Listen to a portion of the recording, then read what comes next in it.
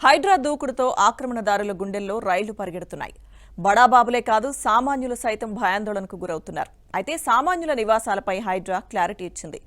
పేద మధ్యతరగతి ప్రజల ఇళ్లను కూల్చివేయడం లేదని, ప్రస్తుతం నిర్మాణంలో ఉన్న కట్టడాలను మాత్రమే కూల్చివేస్తున్నామని స్పష్టం చేసింది.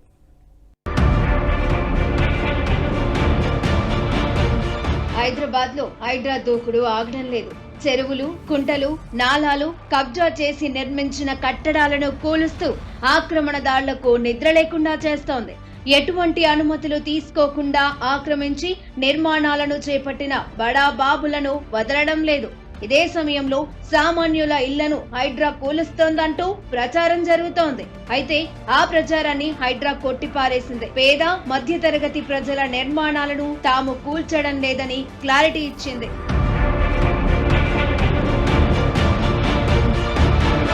ఎఫ్టీఎల్ బఫర్ జోన్లలోని ఆక్రమిత స్థలాలలో నివాసం ఏర్పరచుకున్న సామాన్య వ్యక్తుల ఇళ్లను కూల్చివేయడం లేదని హైడ్రా కమిషనర్ రంగనాథ్ స్పష్టం చేశారు. నిర్మాణాలు పూర్తయి ప్రస్తుతం నివాసం ఉంటున్న ఇళ్లను కూల్చివేయడం లేదని, ప్రస్తుతం నిర్మాణంలో ఉన్న కట్టడాలను మాత్రమే హైడ్రా కూల్చివేస్తోందని తెలిపారు. మాదాపూర్ సున్నం చెరువు, దొండిగల్లోని మల్లంపేట్ చెరువులో ఆదివారం కూల్చివేసిన కట్టడాలు ప్రస్తుతం నిర్మాణ దశలో ఉన్నాయని తెలిపారు. ఎన్ని హెచ్చరికలు చేస్తున్నా ఎటువంటి అనుమతులు లేకుండా నిర్మాణాలను చేపడుతున్నారని తెలిపారు. అమీన్పూర్ లో కూల్చివేసిన నిర్మాణాలకు సంబంధించి కాంపౌండ్ గోడలు, కొన్ని గదులు, షెడ్లు ఆక్రమణకు గురయ్యాయని అన్నారు. సున్నం చెరువులో నిర్మించిన కొన్ని షెడ్లు, హోటల్స్ ను వాణిజ్యపరంగా వినియోగిస్తుండటంతో కూల్చేశామని చెప్పారు. ఎఫ్టీఎల్ బఫర్ జోన్ లో నిర్మాణంలో ఉన్న కట్టడాలకు ఎలాంటి నోటీసులు ఇవ్వకుండానే కూల్చివేస్తున్నామని హైడ్రా కమిషనర్ రంగనాథ్ తెలిపారు.